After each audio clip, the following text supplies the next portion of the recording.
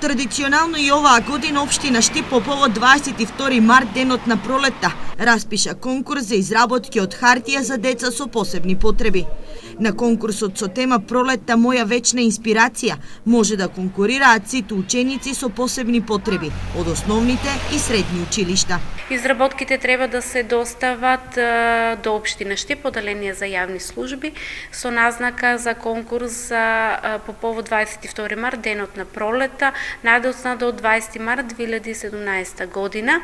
Со ваквите активности се рушат општествените бариери, стигматизмот и дискриминацијата кон лицата со посебни потреби, кои во 21 век се уште постојат.